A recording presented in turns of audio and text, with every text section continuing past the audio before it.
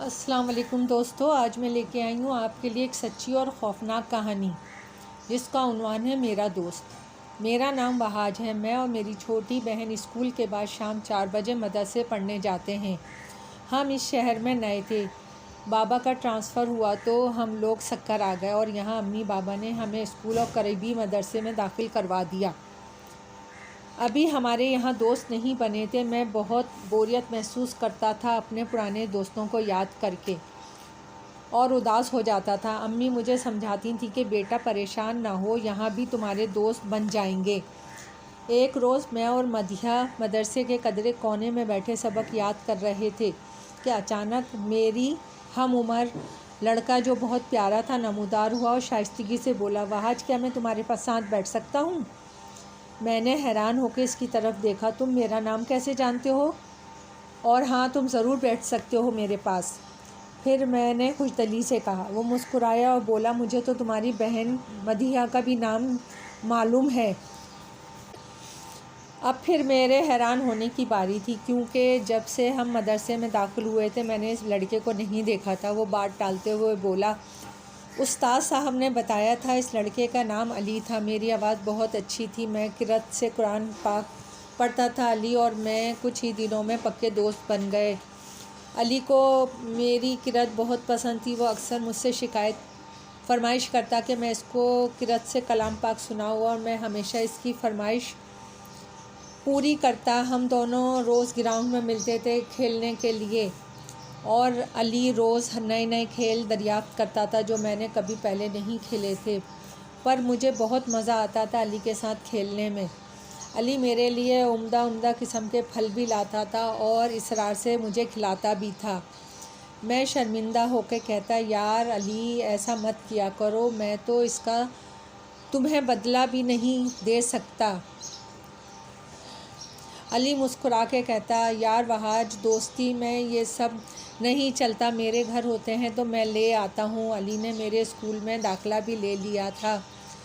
اب ہم دونوں سارا دن تقریباً ساتھ رہتے تھے۔ میری اور علی کا کلام پاک ختم ہو چکا تھا۔ ہاں، مدیحہ ابھی مدرسے جاتی تھی۔ قرأت کے مقابلے میں میں نے فرسٹ پوزیشن لی جو مدرسے ہی میں منعقد کیا گیا تھا۔ جب مجھے سند ملی تو علی بھاگ کر آیا اور میرے گلے لگ کر مبارکباد دی اور ایک چھوٹا سا پیکٹ مجھے دیتے ہوئے بولا، اللہ تمہیں تمہاری زندگی کے ہر امتحان میں کامیاب کرے، اس کو سنبھال کے رکھنا۔ میں نے پیکٹ کھولا تو اس میں سنہری رنگ کا خوبصورت پین تھا، اس پر ایک سفید نگ بھی لگا ہوا تھا۔ میں یہ تحفہ پا کر بہت خوش ہوا اور بولا، علی تم میرے جیتنے سے پہلے ہی میرا تحفہ لے آئے تھے؟ علی بولا، مجھے معلوم تھا میرا یار ضرور جیتے گا۔ میں نے دوسرے دن علی کو دعوت دی کہ میرے بابا نے میری خوشی میں دعوت رکھی ہے، جمعے کو تم ضرور آنا، بلکہ ایسا کرو مجھے اپنے گھر لے چلو، میں تمہارے امی ابو کو بھی دعوت دے دوں گا، کیونکہ مجھے امی نے خاص طور پہ کہا ہے۔ علی گھبرا کے بولا، امی ابو تو گھر پر نہیں ہیں، دوسرے شہر گئے ہوئے ہیں۔ ویسے میں نے کبھی علی کا گھر نہیں دیکھا تھا، جبکہ میں اکثر اپنے گھر علی کو بلاتا تھا، ہم ساتھ مل کے پڑھتے بھی تھے۔ میں نے نوٹ کیا تھا، علی والے پین سے میں جب بھی لکھتا مجھے یوں محسوس ہوتا جیسے میرے ہاتھ خود بخود چل رہے ہوں۔ دعوت والے دن علی اپنی بڑی سی گاڑی میں باوردی ڈرائیور کے ساتھ بہت سے پھل اور مٹھائیوں کے ٹوکرے اور ہمارے لیے قیمتی تحائف لے کر آیا جو اس کے ڈرائیور نے اندر رکھے۔ اتنا سامان دیکھ کے سب مہمانوں کی آنکھیں حیرت سے کھلی کی کھلی رہ گئیں۔ میرے بابا بولے، بیٹا یہ غلط بات ہے، آپ یہ سب کیوں لائے ہو؟ آپ تو بچے ہو میرے۔ علی مسکرا کر بولا، یہ میری طرف سے نہیں ہے، میرے ابو نے وہاج کی خوشی میں بھیجے ہیں، یہ تو آپ کو قبول کرنا ہی پڑے گا۔ بابا خاموش ہو گئے۔ دوسرے دن جب علی مجھ سے ملا تو بہت اداس تھا۔ میں نے پوچھا، کیا ہوا علی، تم اتنے اداس کیوں ہو؟ علی اداسی سے بولا، وہاج، میرے ابو نے کاروبار دوسرے ملک میں سیٹ کر لیا ہے، لہٰذا ہمیں اب کل ہی جانا ہے۔ یہ سن کر میں بہت پریشان ہوا اور گھبرا کے بولا، کیا کہہ رہے ہو؟ تم نے مجھے پہلے کیوں نہیں بتایا؟ میں کیسے رہوں گا تمہارے بغیر؟ میرا تو کوئی تمہارے علاوہ دوست بھی نہیں ہے۔ علی، میں بھی بہت رنجیدہ ہوں، مجھے بھی آج ہی معلوم ہوا ہے۔ وہاج، یہ ہماری آخری ملاقات ہے، ہم دونوں کی آنکھوں میں آنسو آ گئے اور بہت دیر تک ایک دوسرے سے گلے مل کر پھر دونوں رخصت ہو گئے۔ میں بہت مہینوں بے چین رہا علی کے لیے۔ پھر کہتے ہیں نا، وقت بہت بڑا مرہم ہے۔ میں اپنی تعلیمی سرگرمیوں میں مصروف ہو گیا اور ترقی پہ ترقی کرتا گیا اور گولڈ میڈلسٹ انجینئر بن گیا۔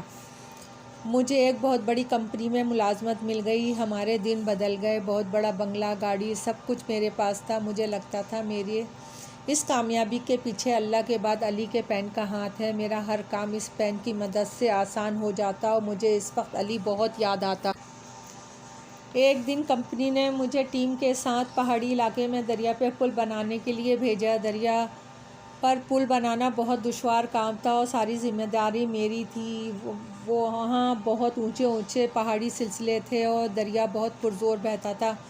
میں اپنی سوچوں میں گم علی کا پین ہاتھ میں پکڑے پہاڑ کے نیچے بیٹھا تھا۔ پہاڑ سے ایک بہت بڑا پتھر میری طرف لڑھکتا ہوا آ رہا تھا۔ میری آنکھوں کے سامنے موت نظر آئی۔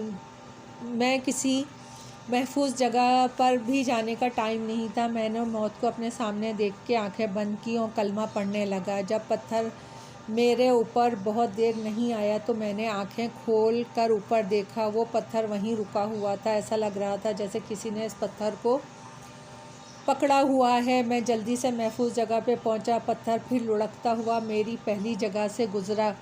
میں ابھی حیرت کے سمندر میں غوطے کھا رہا تھا کہ پیچھے سے کسی نے میرے کندھے پہ ہاتھ رکھا اور بولا، مجھے واپس بھی جانے دو گے یا یہیں کھڑا رکھو گے؟ ایک دم آواز پہ میں پلٹا۔ دیکھا تو فرحت خوشی سے میری چیخ بلند ہوئی، علی تم! پھر ہم دونوں بہت دیر تک ایک دوسرے سے لپٹے رہے۔ جب ہوش بحال ہوئے تو میں نے اس سے الگ ہوتے ہوئے پوچھا، تم علی یہاں کیسے؟ علی بولا، اگر میرا یار مشکل میں ہوگا تو مجھے تو آنا ہی پڑے گا، تو میں اس کی مدد کے لیے یہاں آ گیا ہوں۔ مگر تم کہاں رہے اتنے دن؟ میں نے تمہیں بہت مس کیا، علی سنجیدگی سے بولا، اور میں نے تو تمہیں کبھی بھلایا ہی نہیں سکا۔ دیکھو اس کی مثال ہے آج وہ پتھر جو میں نے روکا تھا۔ علی میں نے روکا تھا وہاں؟ یار کیوں مذاق کرتے ہو؟ علی میں مذاق نہیں کر رہا ہوں، سچ کہہ رہا ہوں۔ علی ایک کمرے کے برابر پتھر تم کیسے روک سکتے ہو؟ علی میں ایک جن زادہ ہوں کیا؟ وہاج کی آنکھیں حیرت سے پھیل گئیں۔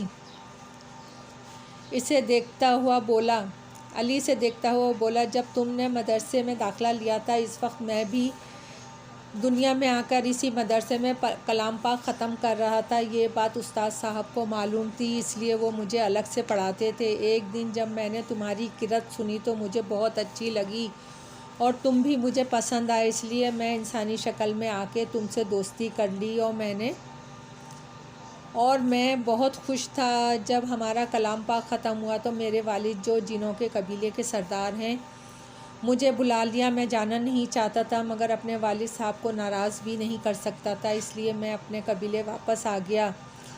مگر ہر وقت مجھے تمہاری یاد آتی تھی، میں بہت اداس رہتا تھا۔ میری اداسی دیکھ کے میرے والد نے مجھے ایک شیشہ دیا اور بولے، جب بھی تمہیں اپنے دوست کی یاد آئے تم اسے آئینے میں اپنے دوست کو دیکھ لینا۔ آج میں آئینے میں تمہیں دیکھ رہا تھا کہ اچانک ایک بہت بڑا پتھر تمہاری طرف آنے لگا۔ تمہیں تو اس حادثے کا پتہ بھی نہیں تھا اور جب پتہ چلا تو پانی سر سے گزر چکا تھا۔ میں فوراً قبیلے سے اڑ کے تمہاری مدد کو آ گیا اور پتھر کو روک دیا۔